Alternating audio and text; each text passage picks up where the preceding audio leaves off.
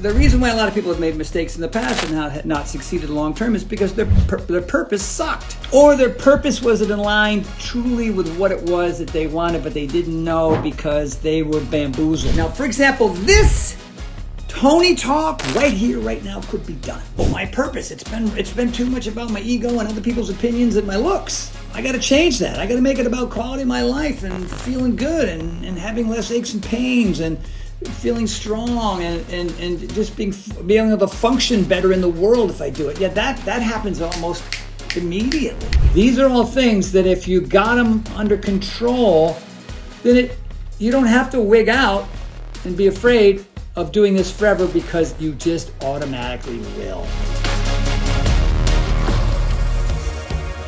Hello, it is Horton, it is 2 o'clock, I am Tony, it's a Tuesday, and I'm about to talk.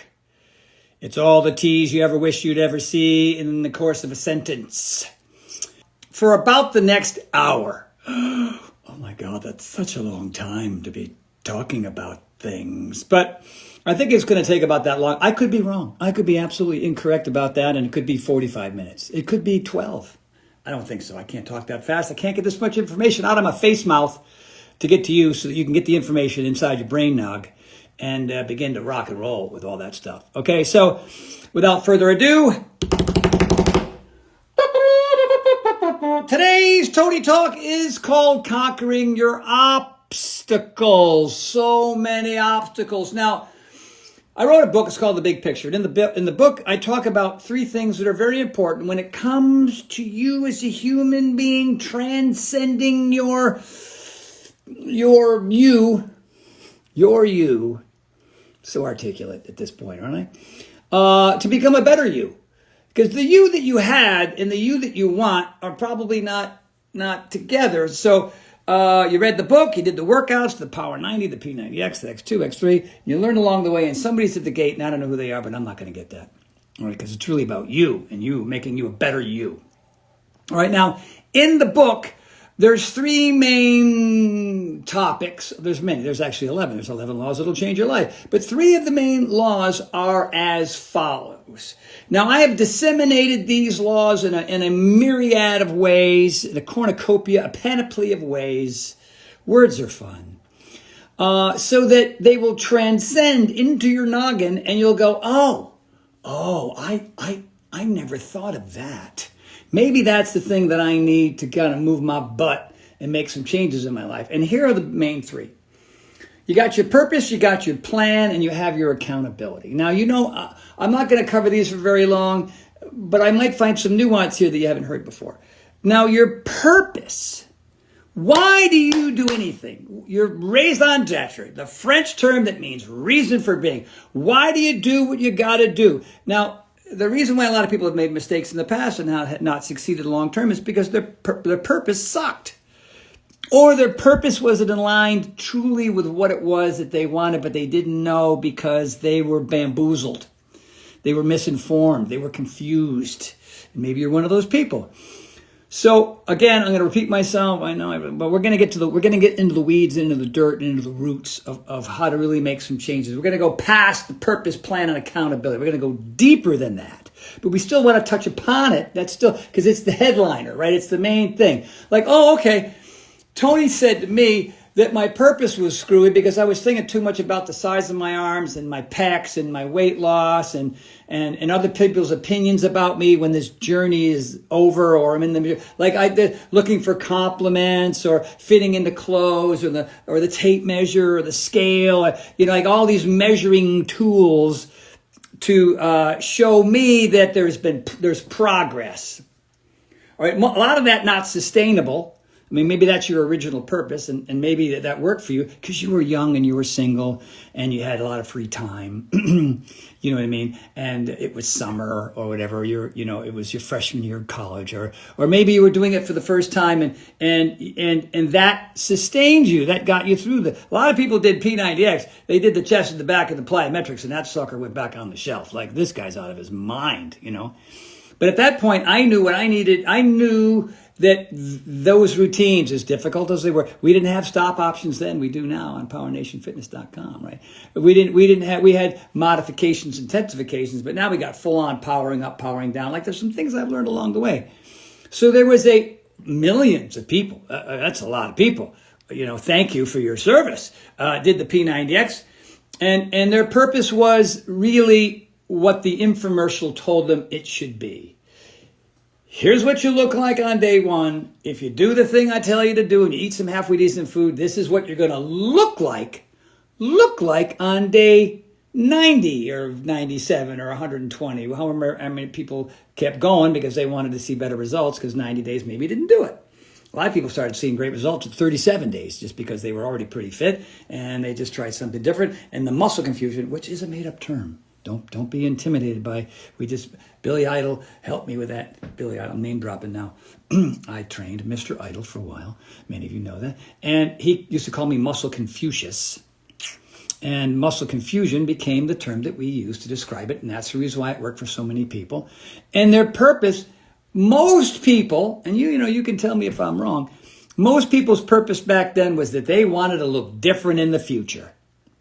They didn't like the way they looked. They didn't like the way they felt. And they wanted to do a thing so they could look different, look fitter, have muscles, striations, be vascular, no more belly, that kind of thing. But a lot of those folks, and maybe some of you are those people, they didn't sustain it after day 62, day 81, day 95, whatever it was. It's like, because in my opinion, 517 years into this fitness business, that if it's purely about your ego, purely about your expectations of how you want to look, purely about what the positive things that you're hoping that people will say based on your hard work, not sustainable. It has nothing to do with your mental or emotional state. You as a human being, your persona, your character, your ability to function well on the earth. All right. Your desire to focus on what I think is a better purpose, and a lot of people, because they hear me say this like a broken record, is more important. The quality of your life. Longevity is great. Everybody's doing longevity hacks. I don't know how long I'm going to live. I want to live a long time. I'm 65. I'd love to live well into my 90s and 100s. I'm doing crazy crap at my age now. It'd be kind of fun to be able to do some of that stuff 20, 30, 40 years from now if I get that far. But I care about now. The past is history. The future is a mystery. What do you got? It's a present. The present is a present. And that's all you have. And when you move physically today, it changes your perspective and your creativity and your productivity and your outlook on life and your energy and the quality of the way your brain functions and the norepinephrine and the dopamine, the serotonin, all the magic that happens from just moving your butt. You're not going to look the same. No one's going to notice. All right. No one's going to say nice things on day one about you. But the act itself, the simple act of moving, is going to change who you are as a human being in general. It's life altering. First day. And then you keep going and keep going and keep going and keep going and keep going and keep going and keep going and keep going. And then you look different. But you also know that the reason why isn't just about the exercise so that you can satisfy your ego by what other people say and you look good in the mirror and blah, blah, blah. The mirror is the tape measures and the scale, and other people's opinions are ephemeral. And then they go away. Because after a while, you are who you are, and people stop saying those things, so you stop, and then you gain weight again, and then you get sad and depressed and everything else. So today's whole Tony Talks is more than just the purpose, because you now know why you need to be doing it based on me telling you 15,000 times. The ego and your looks and the measurements and the numbers are part of it, but it's not priority one. It's like priority 19. Priority one is the quality of your life, who you are as a human being, the energy that gives you the enthusiasm for your life in general, the optimism, the brain function. This happens every single time you do it. And that means maybe you don't need, I can tell you how many people who are off a lot of their meds. I mean, story after story after story after story. They go to their doctors and the doctor goes, you don't need these meds anymore because you're not that person anymore. You're a different person based on the fact that you're physically moving and taking care of yourself and eating better foods. You're off the fat, sugar, salt, and chemicals. And you're on the fruits, vegetables, whole grains, lean proteins, and healthy fats now, whether it's a vegan, vegetarian, pescatarian, paleo, or whatever you're doing. That changes the brain is the main frame. You know what I mean? And that, when you move this down, it affects that, which affects your heart and your soul and your everything else about who you are, your persona, your character. Okay. Enough about purpose. And then, of course, number 2 on the top of the list is plan. You plan it, you do it, you wing it, you won't. You plan it, you do it, you wing it, you won't. So if you know, and by the way, when I talk about purpose, plan, and accountability, and I can go through that whole diatribe about it, and people go, yep, that's all I needed. That's all I needed, Tony. And on day 1, when you told me about this in 2004, I've been doing it ever since. But a lot of you have been left behind. Like these 3 things just weren't enough. They weren't enough. And I just want everybody to feel freaking great. I mean, looking great's good too. Like, hello, it's not bad for an old cat. But I just want the quality of your life to go through the roof based on what we're talking about today. So you plan it. Like I don't have to, you get a calendar, like this one. Hold on, here it is. It's a calendar. I'm going to grab it. It's old school. You can do it on your phone or it's a calendar. And you write down what you're going to do and what time you're going to do it. Right? I don't use the calendar anymore because I've been doing this for 500 years. But for a lot of times, you just got to stick this darn thing. Oh, the lights went out. On the back of your front door, on your bathroom mirror, or on your refrigerator. And there it is every day. And you're going to go, okay, I got plyo, I got chest and back, I got yoga, I got day off, yay. And you write it all down. And then you hang your red magic marker right here. This one's purple. I don't have a red one. You hang it right there. See? There it is. And then when you do the thing that you said that you were going to do at the time that you said you were going to do, you take your magic marker and you put a big X. Good douche, good douche, good douche, all the way down. All right? Simple, easy peasy, old school, right? Like you take your test and the teacher gives you the gold star. Gosh, right? It just says that you've checked that box by doom. All right? That is planning it in advance. And by the way, you have to tell everybody. You have to tell everybody all the time. Don't, like, with me, my routine. I got morning and night. I announce it to the world. Nobody schedules anything ever because I know who I am, how my character changes, how my energy changes, how my enthusiasm changes, and how my ability to be able to do stuff that I could have never expected to do at the age 65. Like all those things are like, wow, at the top of my list. Is it the measurements of my waist? Is it the scale? No. All right. So I plan it. Now, and you've heard me say this more than 5,000 times, you need to exercise often for it to work. All right. P90X was 6 days a week. A lot of programs are 5 to 7 days a week. Now, if it's 7 days a week, you shouldn't be charging hard with your legs every time. I mean, that's, variety, muscle confusion, whatever you want to call it. All right. And that will accelerate your aesthetic results and also help you sustain the mental and emotional balance that you need to be an awesome human being. And I don't know why in this industry people don't talk about that enough. Like John Rady's book Spark. If you have not read John Rady's book Spark yet, then hurry up and get it, read it. Because he's a scientist. He's a professor at Harvard, okay? He's no dummy. He came here and spoke at one of my Paragon events. And he talks about it can be plyo, it can be cardio, it can be going for a walk, it can be doing yoga, it can be lifting weights, it can be doing body weight, it can be Tabata, it can be, compound movements, it can be wrist curls, whatever the heck you're doing. And because of that, more air goes in your body, more carbon dioxide goes out, and that exchange, that in and out, cures you, makes you better. Now, happens now. Why do you think box breathing works so well? Inhale 4, 1, 2, 3, 4, hold for 4, exhale for 4. You know, you don't get all the physical attributes, but you get the mental and emotional from just breathing a little different than you normally do. It's kind of magic. You know what I mean? There's a vacuum cleaner going on in the next room. Hope you can hear it. All right, so make your plan. Make the X's. If you, at the end of any month, you only have 15 X's, you failed. Sorry, because 15 days off mixed with 15 days on means you broke even. But you want to do more than break even.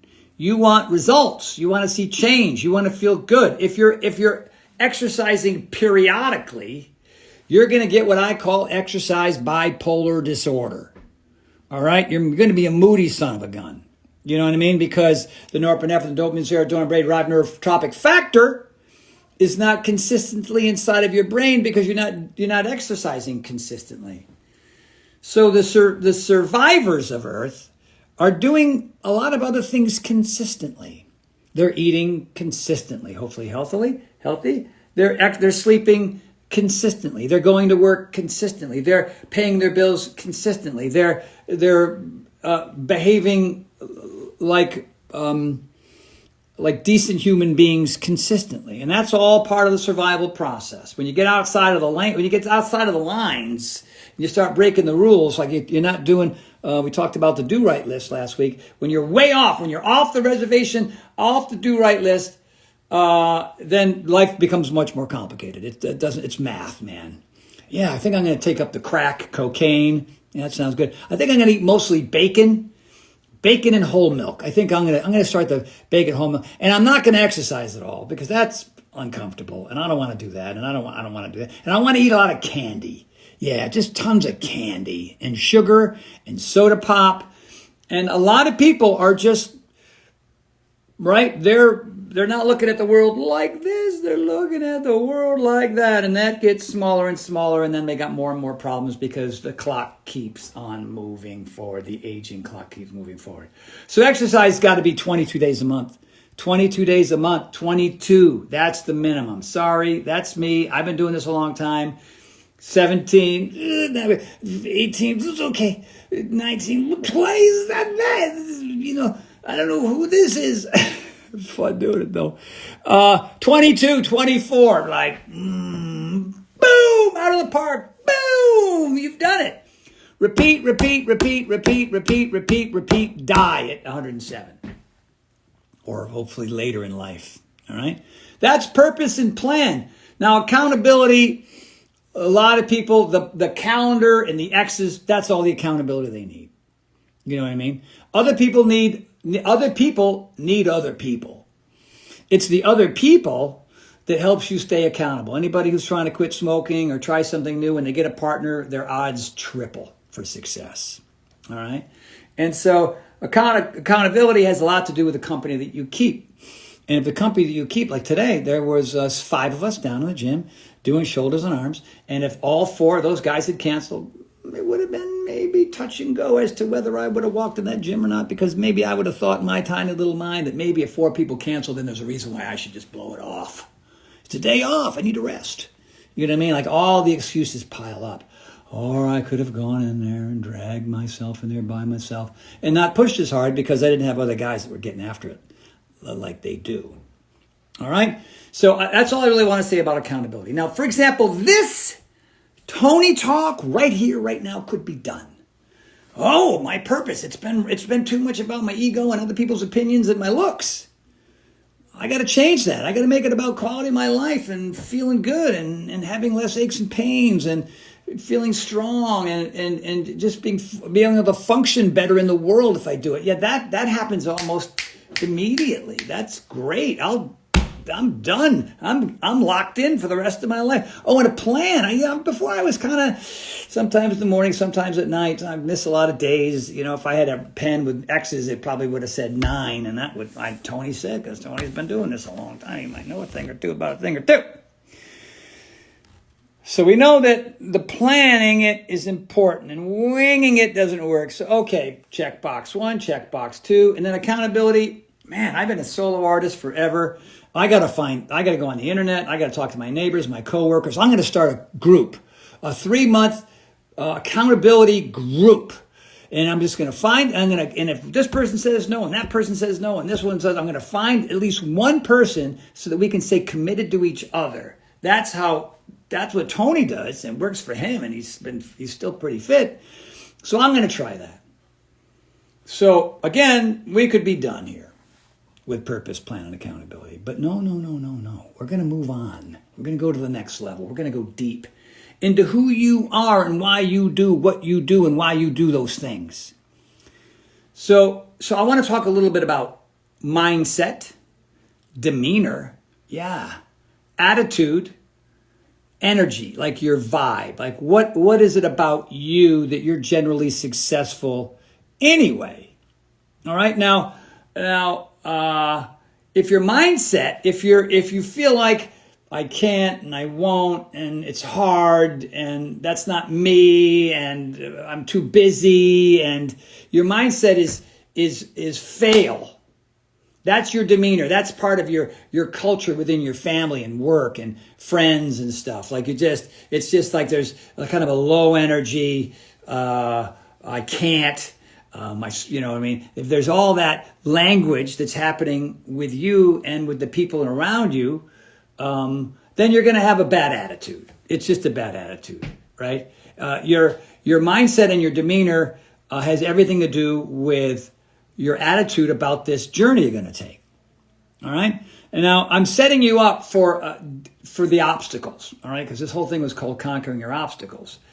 So if you don't have the lineup of obstacles I'm about to speak of, then the purpose, plan, and accountability part of what I'm talking about probably allows you to be pretty successful, not only now, but long term as you progress through this journey, 2023, 4, 5, 6, 7, 8, 9, 2030 and beyond, right? Like, because the past is going like a locomotive, right? And the future is like a locomotive coming at you. And so if your mindset is right and your demeanor in general, it feels like it is enthusiastic, optimistic, there's a willingness to be okay with the struggle. Like all these things what I'm saying is familiar to you. But a lot of you are like, what? What do you say? What are you talking about? Demeanor, energy, you know what I mean? And here's the cool thing is you don't have to have the spot on Tony Robbins, Deepak Chopra mindset. You don't have to have this demeanor like the glass is overflowingly full, right? You don't have to have an attitude of like, I will succeed no matter what, or the energy of the Energizer Bunny. You know what I mean? Maybe that isn't your vibe. You know what I mean? But you have to go into some deeper stuff so that your mindset, and your attitude, and your energy, and your vibe, and your demeanor has to be consistent, so that you're consistent to be successful. All right. And the fear, we're going to get into fear, the various categories of fear in a second. I say the fear of failure is a massive problem. So I'm going to go down the list of some of the obstacles that might or might not seem familiar to you. All right. And some of them are kind of about who you are as a human being, and some of them are just, behavioral stuff. Okay. Number one is scheduling. You know what I mean? Like, and I talk about planning, and planning is part of scheduling. But you can plan the workouts, but what other stuff in your life has gotten so overwhelming? You just feel like, I don't even know a place to put in the fitness. I don't know where, you know what I mean? Like, you don't understand. I've got kids. I've got a job. You know what I mean? I'm paycheck to paycheck. And like my buddy, Vache, I think it'd be okay to say, Vache said that he didn't do anything unless it had everything to do with him making enough money to feed his family. It was like, I can't even, like, he would hold going to the bathroom to be able to finish a text or an email or a conversation on the phone, because whatever he was doing to try to generate income into his house, that superseded everything. And exercise, bottom of the list, absolutely bottom. Now, hanging out with me and learning a lot about himself and prioritizing, he's here 5 days a week, minimum. You know what I mean? Which is incredible. So, and amazingly, he got there through the purpose, plan, and accountability speech, without all the other stuff, without the scheduling thing. And so scheduling is part of it. Like, where are you putting all the other things in your life? And is there any way that you can look at, because you already have a schedule. You're already surviving. You're doing the survival thing. So to survive, you have scheduled a bunch of stuff.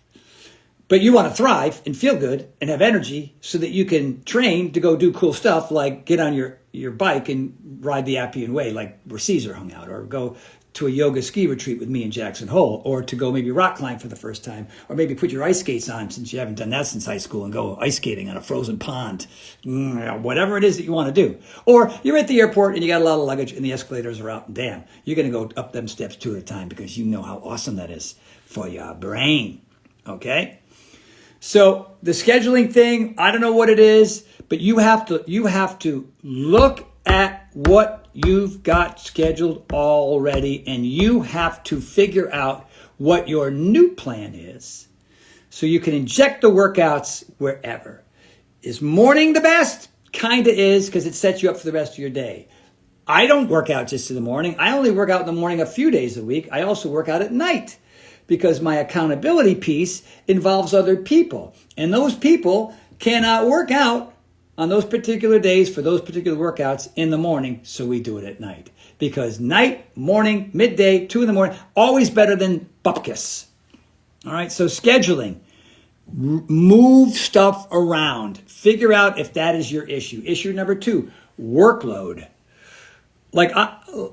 So if you're a mom and you got 4 kids, right? And maybe you have a job at home, your workload is crazy. All right. So that's an energy zapper. All right. That requires a lot of brain power. A lot of people just have, and a lot of it is idle time.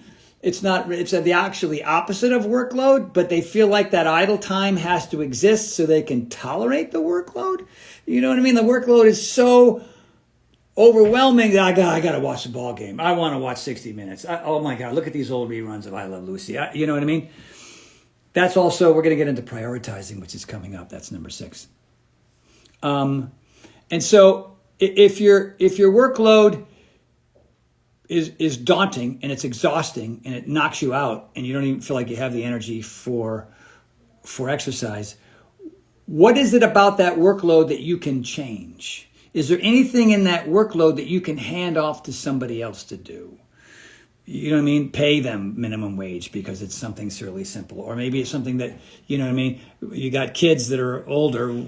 How can they help lessen the burden? Because you're going to be a better mom or dad or parent if you get the workouts in. You just are. I mean, I've heard those stories over and over and over again, right? So, and if your workload is hefty and it feels like there's no place to go, then you have to look at your lifestyle and decide if you want to get this in there or not. And if the workload thing and the scheduling thing, you don't see answers there, then you better, if you don't know the answer, then you got to ask the questions. Reach out. Go online. Go it. I used to say Google. I still do. 1 trillion%, right? So if you're overwhelmed all the time, your scheduling is crazy, your workload is too much, where are you going to fit the purpose, plan, and accountability? Ain't going to cut it. Ain't going to help you. Because that stuff is just in the way. It's in the way. Recognition of this is a beautiful start. Like, oh, yeah, I'm not, you know what I mean? Like, I got papers and things and stuff and emails and texts and phone calls and I don't know who, what, or where and when, and I'm not scheduling it. It really is, maybe your schedule isn't scheduled and it's all haphazard. If you're not scheduling the rest of your life and it is haphazard and you're at the edge of your seat and you don't really have a decent plan when it comes to everything else in your life and you're just, moment to moment, then you got to get that cleaned up. And if that's cleaned up, and your workload is changed just by half hour somewhere in there. Like, that's huge. All right. Now here's one that I'm going to shift gears a little bit. Your home life. Your home life. Like, what's going on in your house, man? Your family dynamics. Now, I'm going to tell you a story about Kathy. It's a short story. I met her on a set. We were shooting a segment for P90X.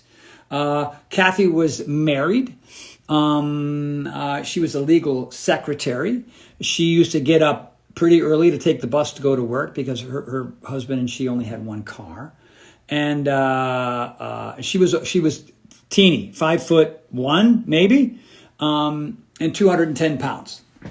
And when I met her, after 1, 2, 3 rounds of Power 90, I don't know if you know what Power 90 is. Power 90 came before P90X. And then we made Power 90 harder. And we made P90X. So I show up on the set, and there's a couple of people who are there, like Kathy, her and 2 others, that were there to talk about their journey. With Beachbody, with all my programs. She used my programs exclusively to lose 100 pounds. So when I met Kathy, she was a 5'1", 110-pound woman. I never saw the extra 100 pounds. I saw a photo of her that we use in the infomercial of her at 210 pounds. And so when we were talking, now you look, so there was a bunch of fitness models that people, whatever, they're genetically gifted and they're all about ego, and their purpose is to look sexy at the gym and meet other people, you know what I mean, to have relationships with, because they were all in their 20s. Kathy was not quite 40. She was in her late 30s. She tried everything, and her family dynamics were as follows. Am I saying that right? Her husband's like, "Why are you doing this again?" He was the least supportive cat in the world. And I'm not going to say her last name. I'm certainly not going to say his. But I mean, there was every time she tried something, because it wasn't the right thing, or it didn't really fit with her schedule, or she hadn't figured some stuff out, or she just wasn't getting results from other programs because it didn't have muscle confusion and all the variety that P90X did and Power 90 did. So when she was standing there and we were talking, all 110 pounds of her, she was ripped. Like, she looked like a rock climber or a gymnast. Like an older, like crazy. She just, her crazy fit. She told me on day 1 of doing Power 90, couldn't do a push-up. Not a one. Not a one on her knees, not a one on her feet, none, 0. Now that can be extraordinarily discouraging. But she just went on and did it. And she failed, and she failed, and she failed, and she stopped, and she hit the pause button, and she did it on Monday and Tuesday and Wednesday and Thursday. And the entire time, the family dynamics in the house was, why do you bother? This is who you are. It's your family. I mean, like, this negative crap coming from her husband the entire time. And remember, she had to get up earlier, and she had to work out in her basement, which was dark and damp. And then she had to get dressed and go to the bus stop and go to work, like rock and roll. And she'd eat her breakfast on the bus, whatever. Some boiled eggs or something. So round 1, a Power 90. Round 2, so that's 90 days. That's 90 days. Round 2, 90 days. Round 3, 90 days. Think about that. All right. 1, 2, 3, 4, 5, 6, 7, 8, 9 months of Power 90. Like, who would do that with all that negative baloney going on inside of her house from her husband, who didn't support her one step of the way? And then when she started getting results with Power 90, well, you know what? You're not going to, you know what I mean? I don't know why you're fit now, but this is not going to last. It never has. It's just another gimmick. Oh my God, can you believe that kind of noise in your freaking house when you're trying to do your best and forget the rest? Forgetting him. So at the end of Power 90, knocking out like 25 push-ups, lost almost 40 plus pounds. Maybe it was even more. I can't remember, but I think 40 was the number that's coming to my mind. So P90X came out. Tried that. Impossible. She told me, it felt like, holy smokes, I didn't even know these types of exercises existed at this pace and this speed, and plyometrics and an hour and a half yoga and pull-ups. She went and got the pull-up bar. Her husband nearly pulled his hair out. Like, oh, you're buying more crap from these people? Like, you can't do a pull-up. I mean, you're fitter now and you look, better, but you're not going to be able to keep it. But why? There's a pull-up bar in the doorway now? P90X, once, twice, 3 times, 90 days, 90 more, 90 more, 1, 2, 3, 4, 5, 6, 7, 8, 9 months. When I met her, which is about a month and a half after she finished her 3rd round of P90X, wham! No help from the hubby. She's been flown to California to be an infomercial with me. And on the set, we had a pull-up bar, and I watched her do 10 in a row. 10 in a row. I get goosebumps. Even telling that story. Okay? So, all the stuff that I'm getting into right here, she didn't know any of that. She just liked it, kept going, felt like I was a funny goofball, and that was enough for her. Now, a lot of you that are watching, you probably didn't have that experience. You probably didn't do Power 90 3 times in a row for 9 months and then jumped on P90X where you couldn't do it at all and then lost 100 pounds. Now, maybe a lot of you don't need all that. Maybe you don't want all that, but she had a point. And I don't know what happened to her after the shoot. I never saw her again. I wasn't able to keep up with her. Man, I think about her a lot. I would love to know that she's still killing it. And then the husband finally bought in. I don't know. So your home life, a lot of people with that kind of negative noise going on, you know what I mean? Like, it's too much. It's too much. And I bet you there's a couple of you out there who are thinking like, hope she got a divorce. N-H-E Falk, that's funny. Yeah, I don't know. You know what I mean? Who knows? You hope that your positive behavior can turn people around, especially when you have that kind of dramatic results. This family dynamic thing, that alone, regardless of everything I've said so far, can kill it for people. When there's no positive energy in the house and it's just naysayers and finger pointers and whiners and complainers in the house and you're not supporting. And I hear this, some version of Kathy's story over and over and over again. Here's my recommendation for that. You could just push it away and tolerate it, right? And just do your thing based on the fact that you're learning some stuff here today in this Tony Talks and you just ignore it. Or you have a conversation.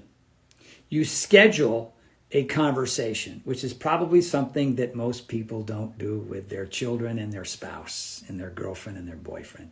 Hey, I need to talk to you about this. I'm not getting the kind of support that I think I did. If I was, drunk all the time, or I was, misbehaving all the time, or I was a bad human being, yeah, you could bitch and moan about that. But I'm trying to do something. It's very obvious to know the difference between something positive and something negative. These people that can't do this, they're just jealous because they don't have the freaking cojones to do it themselves. And then sometimes they're in your house. So you need to say, some version of this.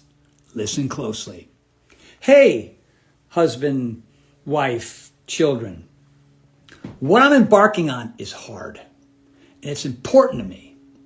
Because I want to feel better, I want to look better, I want to have more energy, I want to have less aches and pains, and I want to have less fatigue. And I know for a fact that what I'm doing is a very positive, important thing for me.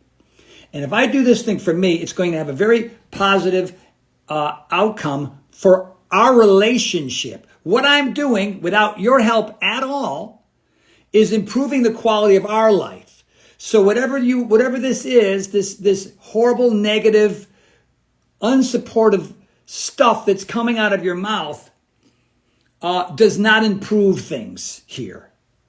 So I would appreciate it if you could turn things around, look at what I'm doing, seeing how incredibly positive this is for me, how hard I'm working, how much I care about not only me, but our relationship, that you should be cheering me on every day. Now, if you can't do that, then zip it. I need you to zip it. I need you to hold your tongue. I need you to shut your gob. You might not want to have that kind of intensity. All right. You might not. You might want to find a more gentle way to say it. All right. And boom, that's it. is there anything that you'd like to, and then you zip it and say, how do you feel about your version of that? How do you feel about me, right? Scheduling a time for you and I have this talk. How do you feel about that? And they'll say what they're going to say. Well, you're not spending as much time with me, and I liked you the way you were, and, I don't know what's all this fitness thing, and you're part of this whole community now, and I'm not part of it. I go, look, you go play ball, you play cards, you're watching the tube, you get to do your stuff, I don't get to do my stuff? This is my stuff now. And my stuff is so incredibly positive because the outcome's going to be awesome, and I'm sticking with this thing kind of for the rest of my life. This ain't a temporary thing. This is the rest of my life. So love and support me in this journey. Can you do it? Can you love and support me in this journey? And I will love and support you in supporting me. Things are just going to go positive town, right? Based on what we're doing here. Right? So that's family dynamics. It has to be dealt with. All right, now I'm going to talk about relationships outside of the family, and that's kind of the next category. If you have a lot of finger pointers and naysayers and wannabes and those types of folks in your life that are always kind of focusing on the problem, then you have to decide how much time you want to spend with those people. You know what I mean? Like that's an energy, a supersonic energy suck. Now, I know I've talked about this before, and I talk about it in the book a little bit too. Separating the wheat from the chaff. The chaff is just waste. It's just people who are just like anchors in your life. You know what I mean? And the worst kind of advice, and like, let's say you're on this journey and you're trying to help them, and they're just not responding. Well, here we go. I've said this before. The worst kind of advice to give is the kind that's never been asked for in the first place because your greatest intentions are received with resentment. It's like two magnets that go like, not like this, they go like this. Positive, can't handle it. Positive, can't handle it, right? They just don't go together. And so you have to decide, and that's an easier conversation than the one that you have with folks inside the house. It just is. It's just honest. And hey, man, sounds like I'm kind of working on this thing, and it doesn't feel like it's really kind of your world. And I totally get that. You'll do your thing, but I just can't go out drinking anymore. I can't get drunk anymore. All right. It just doesn't help this. It's just the opposite of what I'm trying to do. You do your thing. No judgment whatsoever, man. Rock and roll. I just need some time. And if you want to kind of join me for some of this stuff, I mean, that'd be awesome. I love your company. I mean, you're good people. So if we want to, but if you can't, well, okay. And so all those conversations that you're having with all these people that have everything to do with negative stuff, they have to be minimalized. They are energy zappers. They are attitude killers. They are demeanor changers. They are vibe destroyers. All right. So here's life: birth, school, work, death. Birth, school, work, death. Between the birth and the school and the work and the death is the stuff that you get to do to improve the quality of your life. And if there's a bunch of nasty, angry, pissed off, finger pointing, naysaying people in your life in between, you got to either, you can't change them. You can live by example. And if they're paying attention and they have half a brain and they see that you're improving as a human being, they might or might not jump on board. But if they don't, you have to, Thanksgiving and Christmas, that's the only time that you should spend any time with those people. All right?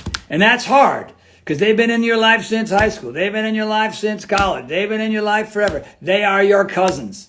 They are your aunts and they are your uncles. They are the people in your neighborhood. They are the folks at work. All right? And so if we want to conquer our obstacles, this is a major, major obstacle. The company you keep. You are the company you keep. And if you really want to be successful and you want to live this lifestyle, these are hard decisions. There's nothing easy about this, man. nothing. Okay. But, you know, you got to do what you got to do, or you don't got to do what you got to do. And then it's harder. The obstacles are still there. Make sense? Okay. Another obstacle, and this is kind of, I'm shifting gears again. A lot of people who haven't discovered me or a gym or some kind of strategy, technique, method that works for them, that they're consistent with, they don't know where to start. And not knowing where to start I don't know what to do. I'm not really a fit person. I've never had a trainer or a coach or a mentor that tell me with this stuff. And I've tried other stuff and I just don't know where to start. And here, I'm not here to pitch anything. You know, you can go to powernationfitness.com and you can get in there for 2 weeks for free, and you look around. That's a place to start. You can go to a gym in the neighborhood, and that's a place to start. You know, the key really here is trust and faith. You have to have trust and faith in the program, in the mentor, in the coach, and the strategy in which you're going to take this journey. And you have to suss out between whether whatever it is, that it's authentic, that it's honest, that they're not trying to biohack your way to, you know, a six-pack in 17 days. You know what I mean? It's got to be something that says you are the source. This is the journey. It's going to take time. Hang with me. I'm going to show you the way. I'm not your shrink. I'm not your drill sergeant. I'm not your mommy or your daddy. I'm just somebody here who was super enthusiastic to see you succeed. Now, I took a weightlifting course in college, and I know a lot of you have heard this story, and this guy was funny, and he was cool, and he was empathetic, and he showed us the basic strategy. Do this exercise, it's going to affect. Do this exercise this way, and then you're going to combine that exercise with these other exercises. And on day 1, you're going to do this. And on day 2, you're going to do that. And you're going to do. And this is the strategy, the plan. And then you're going to track your progress along the way. And then just notice what's happening. Like, okay, don't make it arbitrary. You got to have some kind of mindset here. You got to have some kind of a desire to want to see that you're changing, and it's not going to maybe not happen in the first week, second week, third week. Like he told me that, like just by the 4th week, if you keep showing up to class, you're going to see some stuff, and you're going to look at the numbers and go, oh, I didn't realize I was using 15s and now I'm using 25s, or I could only do like 8 pull-ups and now I'm doing 28 pull-ups. It's like, oh, this is cool. And he did it in a way where it wasn't like he was screaming and yelling and berating me like my high school football coach did. You know? And everybody has their way. Some people like to get, verbally abused. It ain't me, man. It's not, I don't respond to that. But, a little tough love ain't a bad thing either. You know what I'm saying? So it's a mixture. It's like, know your audience. Know your mentor. Know your coach. Like, oh, here's a simple way. Are you kind of fired up and excited about doing whatever you're doing, even though you're struggling and you're modifying and you're having to use the pause button? If that's happening, you're in the right place. Whether it's a gym or a coach or one of my programs or somebody else's, right?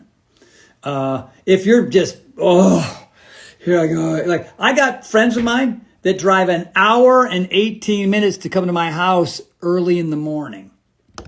So what am I going to do? Am I going to berate them and be a drill sergeant and not show them how to get better? Am I going to just be a bonehead while they're here? No, man, I'm just so thrilled that they're here at my house that I'm going to do everything I can to inspire, motivate, and educate these folks that come to my house and help them make their life better. You know what I mean? That's everything. I don't know where to start. You got to start. You look at your calendar and you go, December 1, January 1. You just have to make the decision. And you announce it to the world. You say, hey, I'm going to finally do this thing. I'm going to give it the next 90 days or 60 days. Or PowerSync 60, for example, that's on powernationfitness.com. All right. A lot of women did it. They had struggled and didn't see results. And they finally, Dr. Mindy Pels and I came up with a thing where this is based on my hormonal fluctuations, which is a thing that my husband doesn't think exists. But Mindy wrote books about it, and here's the science, hubby. Let me show you that P90X, when Mindy Pels did P90X, she didn't follow the schedule. She followed the schedule based on her research and the science that said, I have to do it my way because my hormones are very different than dudes, okay? Premenopausal, postmenopausal, perimenopausal, whatever it is. I don't know where to start. There's a really good place to start. You know what I mean? So don't let not knowing where to start slow you down. I hope that helps. Okay, next. And this is not that different than scheduling, but this is prioritizing. Number 6. On a piece of paper and a pen, or if you can do it on your phone or desktop or laptop, write down all the things that are really, really important to you, excluding exercise, excluding diet. I don't want you to write those down. I just want you to go, my family. Family is, and it does have to be 1 through 10. Try, what's the number 1 thing? Family. What's the number 2 thing? Maybe it is your health, all right? But you can't write the words exercise or healthy diet. Just your health. Okay, blah, blah, blah, blah, blah. And see if it's 5 things, fine. If it's 8, 9, 10, even better. All right? And look at them all, knowing that healthy diet and exercise isn't on the list. And then what do? Is what you do. You take your list and you move it down 2 slots and you put exercise and diet, and not necessarily in that order, 1 or 2, at the top of your list. It has to be at the top of your list. It has to be priority 1. Do you want to thrive? Yes or no? Are you okay with just surviving and maybe dying before your time? Yes or no? I think I know the answer to both those questions. All the stuff that you do, and by the way, it doesn't mean that when you prioritize exercise and eating right, that it has to consume 18 hours, a week. It has to consume maybe just shopping differently, getting off the processed food. There you go. You just nailed diet. And then exercise can be a half hour, 15 minutes. You know what I mean? Maybe when you get into it and you notice some change, you might want to add more time under tension, as we say in the fitness world. Right? So take all the things that you love that you do all the time, work and family and finances and, sometimes it's a piece of pie and you cut up the pie. This is a list. And you take all those things, all of them, and you move it down 2. And you put exercise and diet, or diet and exercise, whatever you want to do. All right? And then you just go, whoa. I know that seems like, well, Tony, right? We've already talked about scheduling, workload, and family dynamics and relationships and how to start. And now we're into prioritizing. Everybody knows what that is. Everybody knows how the certain things that we focus on the most affect us the most. And if you really, truly want to be this person, if you truly want to be healthy and fit and not run into the trials and tribulations of somebody who doesn't do it at all or is very sporadic about it, then it becomes priority 1 and 2. Period. That's it. I got nothing else to say about that. Okay. Next, and we're already we're going to go over an hour here a little bit. Hope you don't mind. We're at 2:52 now. I hope you're enjoying this, everybody. I see things are growing. There's more people in here now. I love it. They're moving over from the other page. Now I talked about certain people, certain relationships, certainly family dynamics that affect your ability to be able to have the energy and enthusiasm to get after this lifestyle. And as soon as you kind of have those conversations and clean house, it's just going to be easier for you because you don't have all that negative energy in your world anymore. All right? And so now I want to talk about anger, judgment, conflict, and fear that exists in you. You. Yeah. So do you even know if you're somebody who is angry a lot? Do you find that anger is part of your lifestyle? What are you angry at? How often are you angry? When are you angry?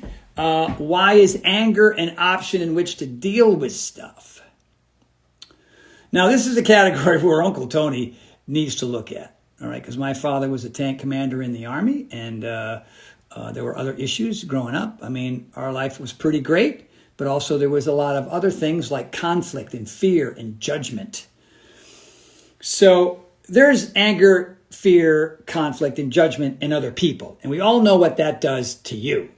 But if you've got anger, judgment, conflict, and fear in you, you're a goner. You're a goner. There's no shot that you're going to be able to be super upbeat about an hour-long yoga session. There's no way you're going to get through that cardio routine. All right, so how do you deal with that kind of stuff? This is how I dealt with it. These books. Don Miguel Ruiz, Viktor Frankl, Keith Ellis, Dan Millman, Steve Wolf, one of my favorite books. The list goes on. What else we got? We got John Beatty's book, Spark. Full Catastrophic Living by John Kabat-Zinn. Therapy. I don't know what it is for a lot of you, but you have to settle the storm a little bit. You have to open up your heart. You have to learn to have very powerful, strong, regular mindfulness practice. What are the 10 things that you do that are on your mindfulness practice list?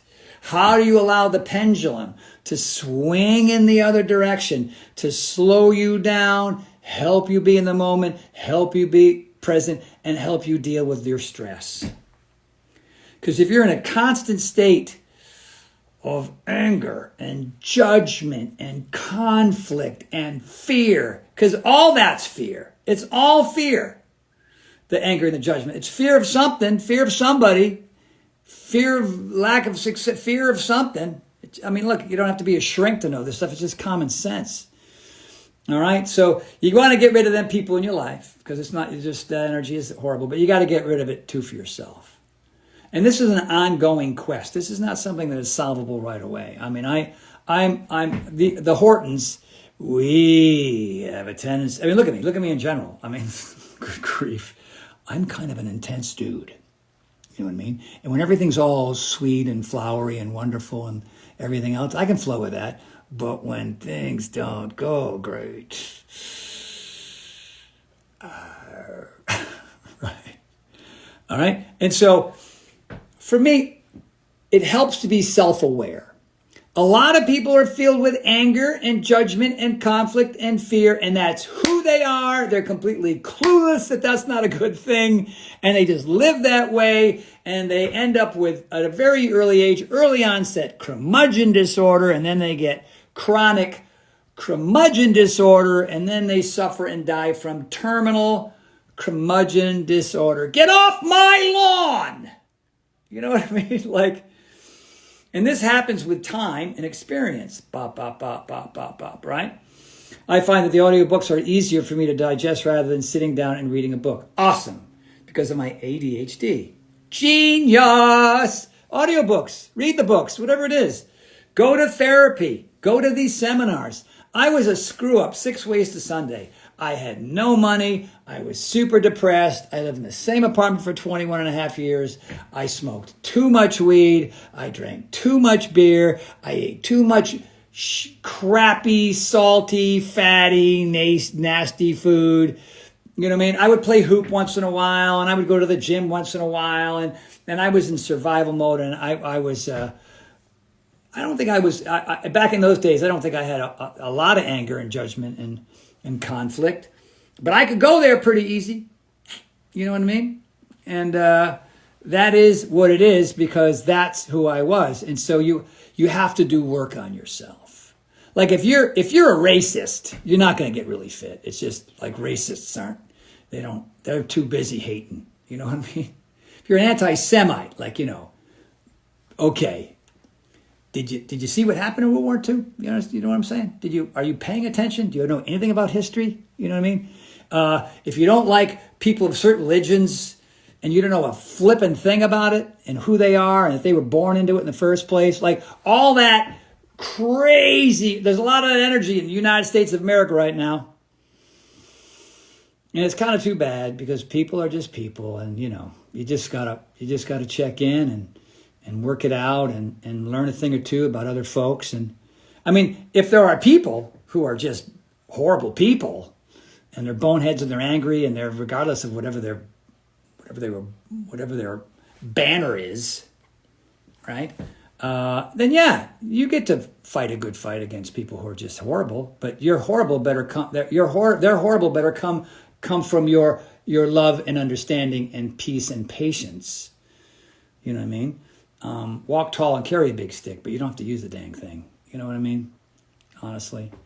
All that stuff, all that conflict and judgment of yourself and others, yeah, you're just, you got a lot of work to do. You got a lot of work to do before you ever become super fired up about exercise and eating vegetables. You know what I mean? Like, it's the opposite. They are the opposite. They're not even on the same planet. You know what I mean? So I don't know if I want to say any more than that, because I'll probably get some nasty remarks about being nice and kind and loving and thoughtful. The reason why that I'm even here, maybe you know this story already, in one of these books back there, it said go out of your way and do something really nice for somebody you do not like. Somebody that you got a thing about. Like, you got this thing in your soul about a person. And do something nice for them, and don't expect a nice outcome, because they're probably going to think you're up to something. But who cares? Just do it anyway, because it's the right thing to do. It's on the do right list.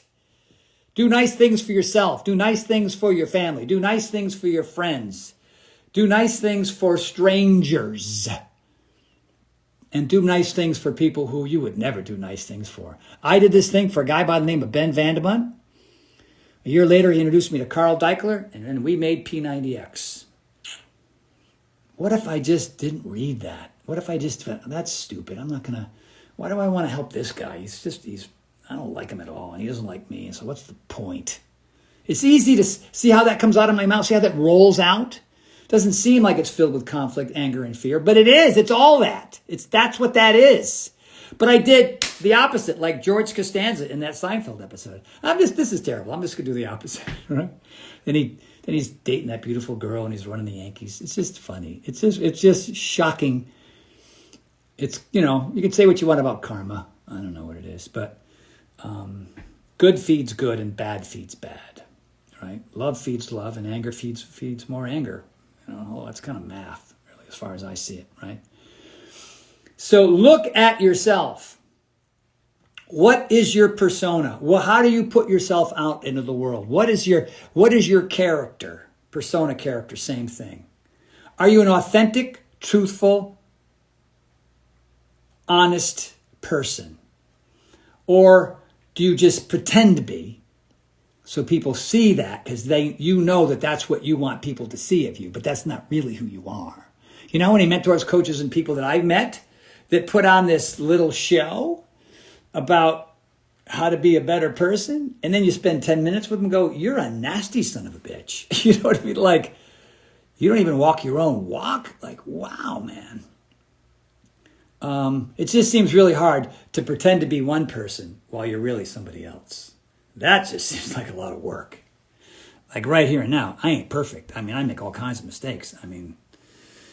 But I fess up, right? As soon as you recognize the difference between the fantasy version of your life and actual reality, you have shot to the moon. You are on your way. You have checked the most important box in your life. It is crazy important to be able to know the difference, right? Know the difference between being vulnerable and being honest and being authentic and recognizing your faults, apologizing, oh man, I screwed up. You're absolutely right. My bad. I gotta get better. Like, nope. Do you want to be happy or do you want to be right? A lot of people are stuck on I want to be right. Even if I'm wrong, I want to be right. Like, it's just, you're not, how does it get back to, that's an obstacle. It's a major obstacle. And if you want to be fit and healthy and you want to be consistent and you want this thing to be the rest of it, you have to look at that. You have to do something about it. Have to. And when you make that shift, if you are somebody who's struggling with anger and judgment and fear, and you just start doing nice stuff for people that you don't like, you're the people around you are their minds are gonna blow up. They're just gonna go, what happened to Bob? I mean, he's fessing up that the stuff that he did was not productive. It wasn't encouraging. It wasn't helpful. It wasn't coming from love. It was coming from fear. And he's just made the turn, and your life will go wham through the roof. It's kind of cool. It's super cool. All right.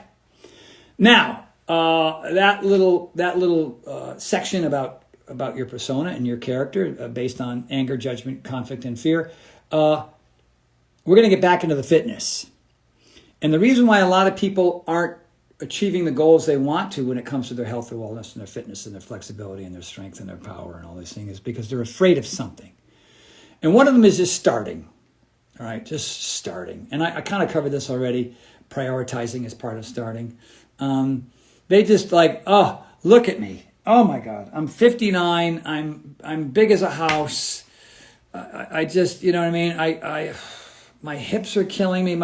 There's a lot of reasons why starting just feels like it's overwhelming. And you don't have to be that person. You can be any version of whatever you are, but you're just starting is the hardest thing. And you just have to make a decision. And if you find the right mentor, coach, or teacher or program, go in there and start. But here's what I want you to do when you start. Be horrible. Be terrible. Be okay with just stinking it up. You're just stinking it up. Like you're seeing stuff. Like, I don't know what he's talking about. I can't do that. Fine. Skip that move. Go to the next move. Modify the hell out of it. Do it without weights. Have like that much range of motion. Whatever. Like go in there and just flounder around.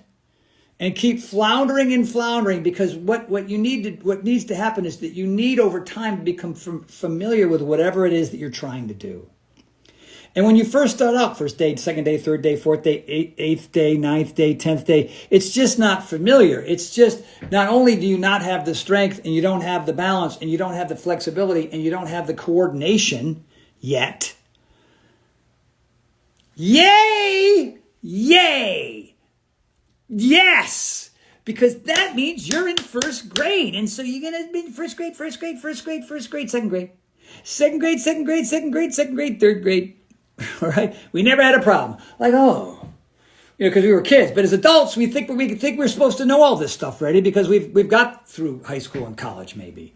Yeah, but this category, you don't know. You don't know this category, and you haven't spent much time in this category, and you don't understand this category. And because as an adult, you don't want to stink it up again. You have to stink it up. It has to be ugly, and you have to flounder, and it has to be terrible. And then your job is not to judge it.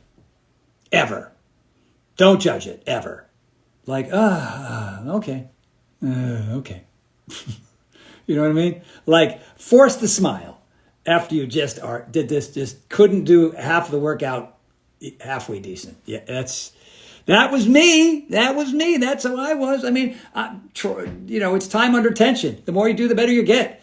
Do your best, forget the rest. I mean, how many times do I have to say the same crap over and over again? That's how it goes with everything in your life. You never go from first grade, sit around for 11 years doing nothing, eating Cheez-Its and watching TV, and then they put you in high school or grad school. You got to do all these steps. You're a little kid all over again.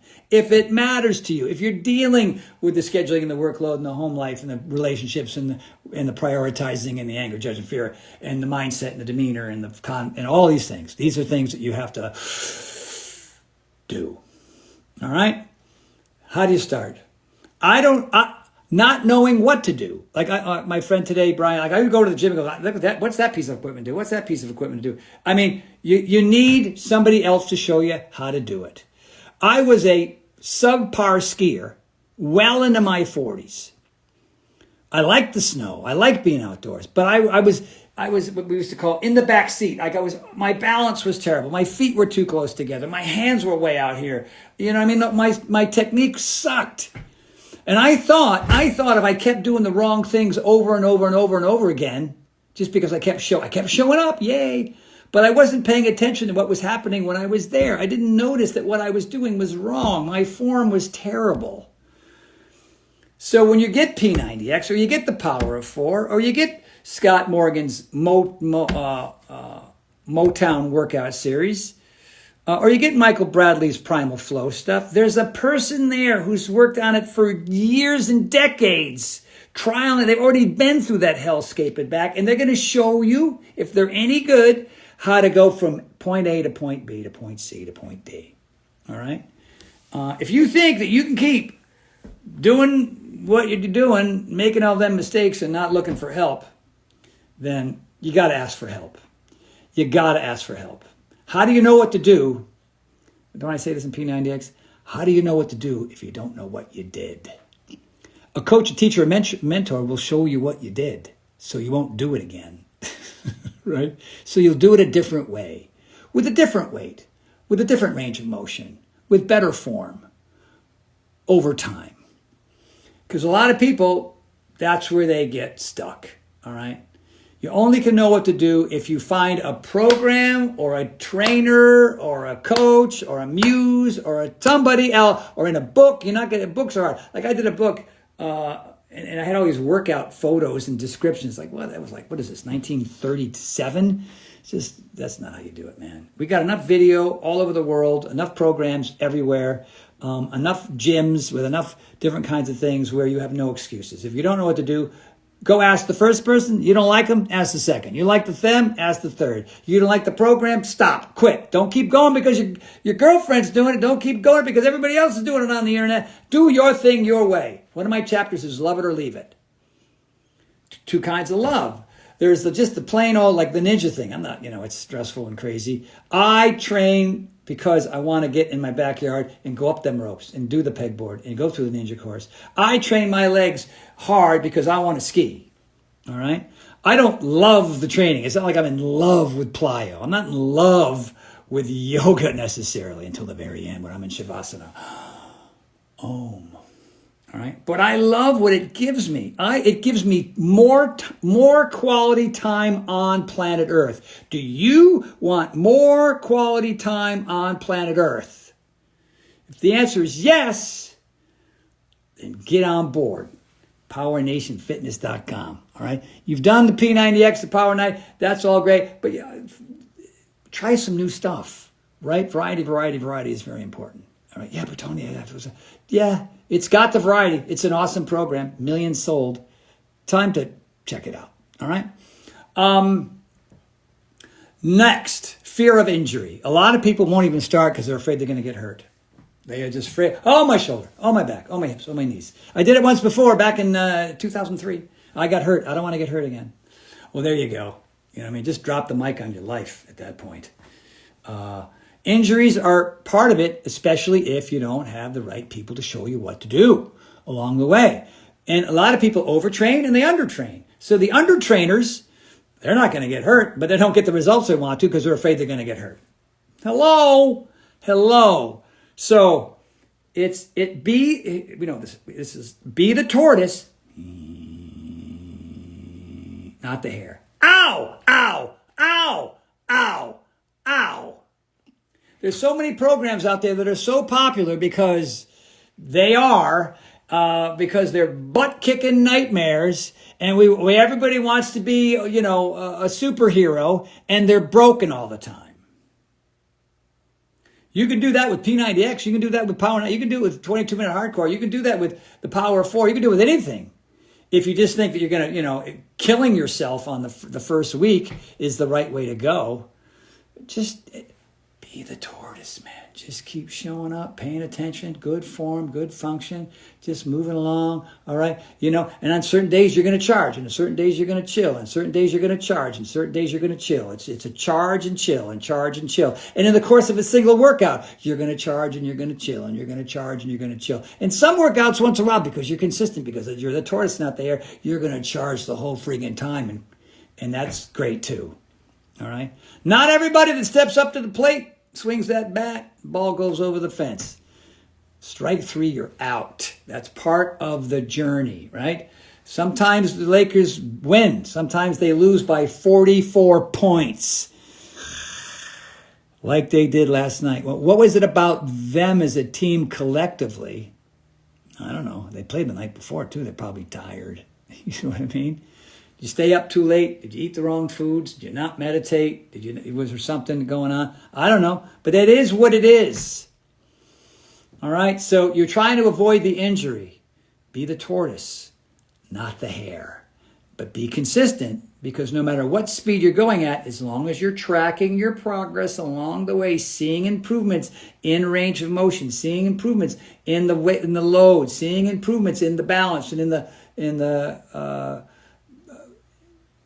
everything, then you're going to be just fine, and you're going to come away. You might get I get injured sometimes because when I should be chilling, I'm charging, and I should be. You never get hurt while chilling, but the charging part, I feel good, right? And I got too many milligrams of caffeine in me before the workout. Whatever, I'm human, people now.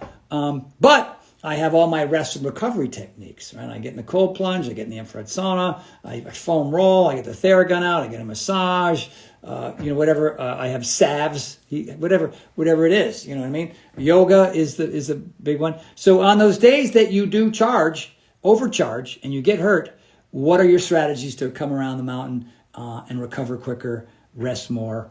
These are other things that we already know. All right, we're approaching the 90-minute mark, and I swear to God, I'm not going over 90 minutes. Here's the big one: fear of not achieving your expectations or results after making a commitment to something that you have trust and faith in. Oh my God, that would just be the worst. But if that's in your noggin before you even begin, then you're dead in the water right away. And that's a legitimate thing. But if your thing is all about your ego, because that's an ego thing, not achieving your expectations, that's pure ego. That's your ego running the show, that nasty little, careless, lame bug in your brain. And your expectations of the future is all about what you hope other people see in you, or see those kinds of things. But if you understand that what you're doing, and you're regulating the charge and chill thing, right? But you're still moving up and moving nice and slowly, like the tortoise, not the hare. Then you're going to see those results. You're going to feel those results. Those results will come. It's true. But P90X was 90 days. Power 90 was 90 days. It wasn't P22X. It wasn't Power 12. You know what I mean? Like we told you in advance in the title how long this stuff's going to take. You know what I mean? I don't see anything. It's day 30. Talk to me on day 90. All right? Talk to me. Let me watch what you're doing. There are people that I met who went through P90X and got in pretty good shape. And then they would come and work out with me, and I would think, oh my God, how'd they get in shape at all? Like they can lift more than that. That range of motion is terrible. Not straightening their arms. Their squats are like, they're sitting down on a stool. Like they're punching and kicking with their arms only, like a rock'em sock'em robot. Like, hello, did you see what was on the screen? Did you pay attention to what I was saying? But they still got in pretty good shape. The key is your expectations and results have a lot to do with the way you do what you do. All right, and being okay, and then that adds another layer of irritability and discomfort, because I'm asking you to do things a certain way that your body just isn't capable of doing right away. You know what I mean? So what happens is you hit this wall with your form, and it stays that way forever. You know how many guys show up to here at my house and they're doing half push-ups, and I go, nope. And I'll start counting, and I'll go, okay, and I'll go 0, 0, 0. What do you mean? I go, dude, and if that's all you can physically do, I'm in, I'm cool. But can you go deeper? How about we exclude what your expectations are for how many reps you think you should do in front of everybody, and then you should, and as your coach, mentor, and trainer say, how about you go deeper? How about you straighten your arms at the top? And if your numbers are in half, that's infinitely better than 1, 2, 3, 4, 5, 6, 7, 8. Okay, that's important to know that. So your expectations about your results are tied in directly with how you do what you do. And if you're focusing on that kind of thing. We're almost there. This is the fear list. So I have fear A, B, C, D, E, and F. E is sustaining the lifestyle. People are so afraid. They just can't imagine in their life that this seems like before they even start, it feels like a temporary thing. Like going on vacation to Europe. We're going to go there. We're going to hang out, but we're going to come back. Right? We're not going to live in Europe. We're not going to vacation in Europe and stay there. I got a life here. I got to come home. And so a workout program is, for a lot of people, I'm going to go and I'm going to do this thing. I'm going to do it for 90 days. I don't know what I'm going to do after that.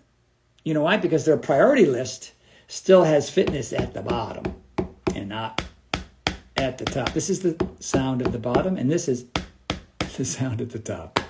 It's funny. All right, so if you're killing it out of the box because you're pretty sure that I can't do this forever. I don't. This is a temporary thing. I got a wedding to get ready for. I got to do it for that. I got a family reunion. I got a high school reunion. I want to do that. You know what I mean? I'm going. It's summer. Summer's coming. I just want to look a certain way for that. You know what I mean? This is not, and summer's over, and then I'm done. I'm not gonna. Why would I keep working out? Why would I be consistent? Because I don't care about the quality of my life. I don't care about the quality of how my brain works. I don't care that exercise just allows me to be more creative, more productive, and happier. Like, exercise is about happiness, joy, and laughter. That's like, you know what I mean? Hey, yay! Because all that oxygen and in and out all the time. Food goes in and out. Well, this shouldn't go out. It goes in and then out all the time. Work all the time. Sleeping all the time. Paying your bills all the time. Being a decent parent all the time. Exercise. Eating right. All the time. All the time. All the time. Forever and ever and ever and ever at the top of your list. All right? So if your fear of not being able to keep it up, then you have to deal with your scheduling, your workload, your family dynamics, your relationships, knowing where to start, prioritizing, dealing with your anger, judgment, conflict, and fear, not only in yourself, with other people, all right? Deciding who you want to be as a human being on this earth, your character, your persona, right? Those are all things. Your mindset, your demeanor, your attitude, your energy. These are all things that if you got them under control, then you don't have to wig out and be afraid of doing this forever, because you just automatically will.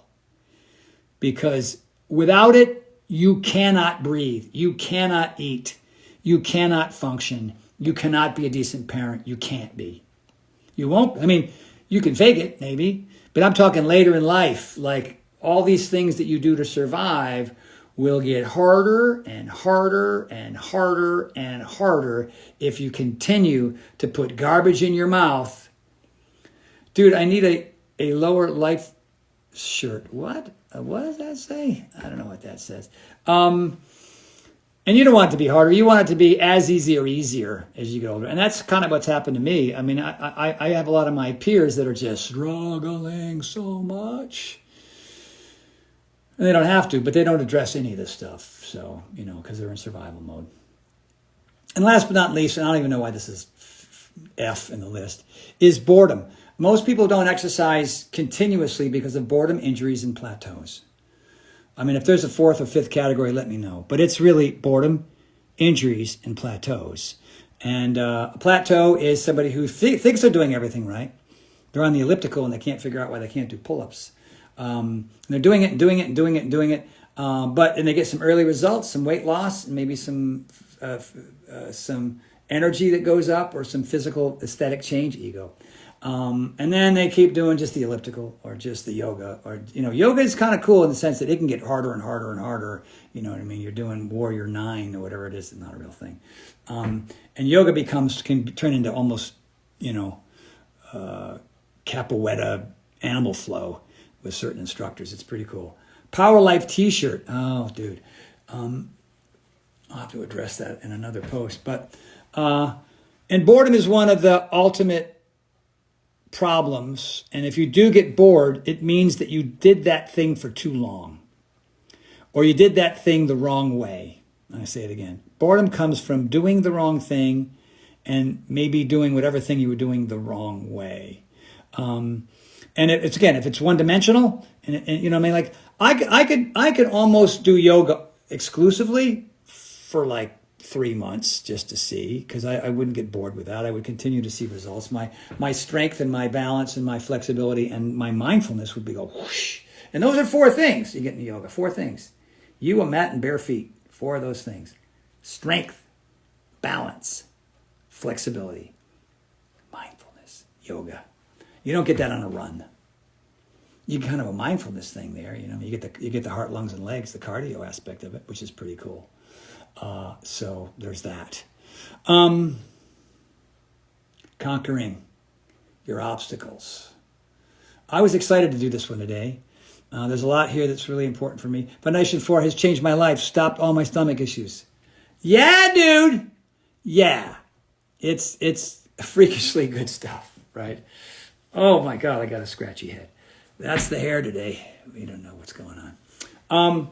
And by the way, if you want to, I want to make this about all these Tony talks about content. You know what I mean? Obviously, I do this for free. I commit an hour and a half to come in here and share this stuff with you. I just hate to see people suffer needlessly. You know what I mean? And all this stuff is, everything I talk about, it's Joey from Boston, by the way. Kim's boyfriend, she was just out there. Oh, hi, Joey from Boston.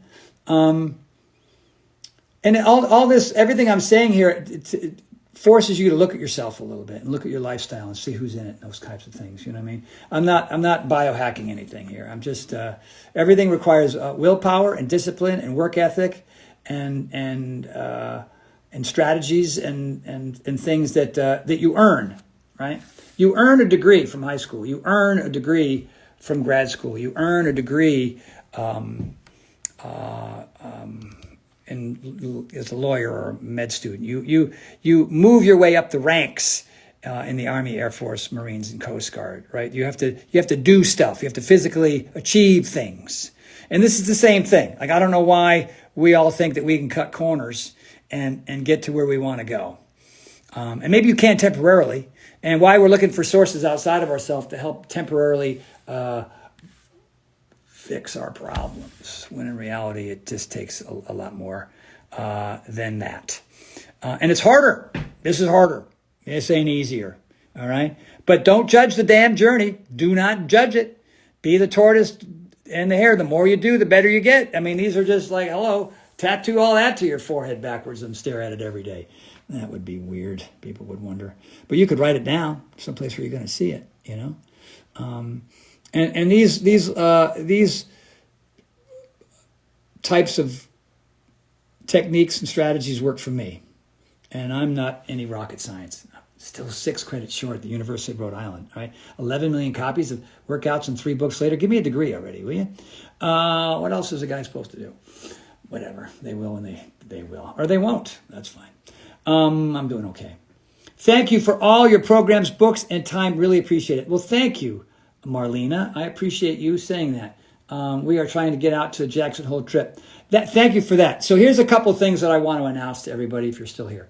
Number one, if you want to know about Power Life, there she blows right there.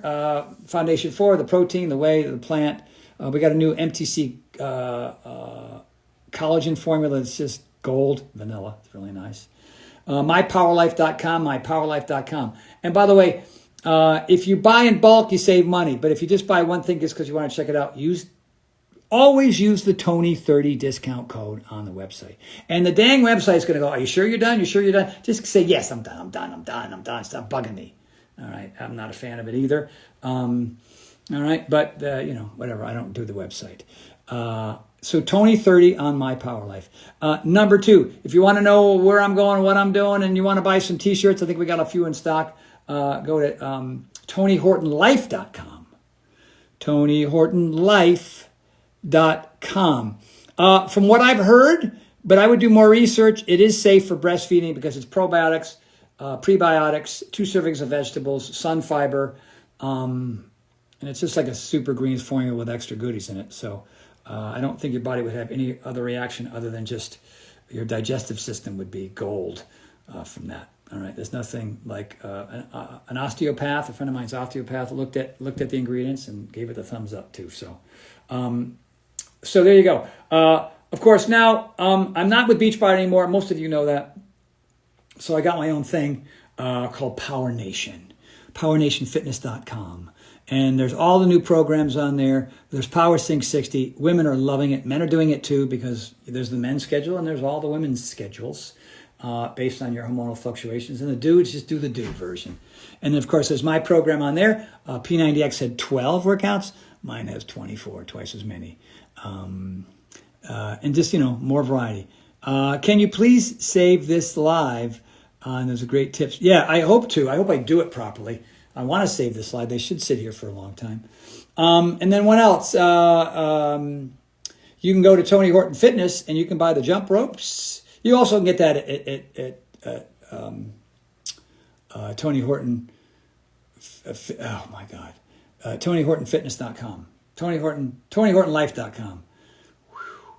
I've been sitting here a long time. I think I have hemorrhoids. TonyHortonLife.com, because somebody who already mentioned, I've got a yoga snowboard ski retreat in Jackson Hole the last weekend of January, and we sell out at 30. And a lot of people who've never skied a day in their life come, and they can work with Stephen Holmson, he's teach skiing all around the world, and he's just a funny character. And if you have the Power Nation, then you probably have his routine, because he's on there, and it's super helpful.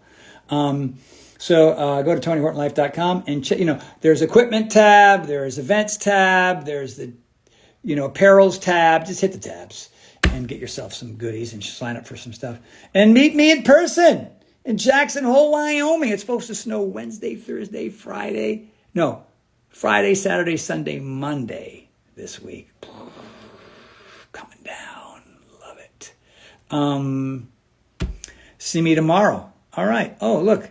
I guess I will see you tomorrow, Mark. Did you watch the whole thing, bud? So there you go. That's it. MyPowerLife.com, TonyHortonLife.com, PowerNationFitness.com. There you go. Hang out with me. Sorry about the 2:00 thing today. We got to go to the screening later, which makes me mildly nervous, knowing that I'm going to be on a big screen reading other people's lines, playing a guy named Steve. Hold your breath. I'll be in the back of the theater. Scared. Anyway, man. I hope you got something out of today, and we're going to save this here so you can watch it later. There's a lot of stuff here. And I try to really put a lot into these Tony Talks. There's a don't judge it. Thank you, Mary, of course. There you go. Because there's these are things that I try to do. And again, I don't nail it all the time. But, when I do these things, I feel like it helps me as well. Like, okay, if I'm going to tell everybody to do this stuff, I got to do this stuff. And for the most part, I'm about 90% there. And then occasionally, I deal with whatever, my anger. I like to be in a movie where I play a son of a gun. That'd be fun. Wouldn't be hard. So there you go. Thank you so much. It is now 3:31. We've been here for 91 minutes, and I think you've had enough of me. And I appreciate you all being here. And thanks for coming to the Tony Horton Fitness page. Tell your friends. Tell your family. The Tony S. Horton page is still active, still going. We're not going to kill it. But we want to do these things here to build some momentum on this page. And so thanks for being here to do this. I mean, a lot less people saw it, but only the special people who knew to be here saw this today. Yeah, gold stars. All right, everyone. Thank you so much. I got to take a shower, fix my hair so I can go to the screening. All right. That is all.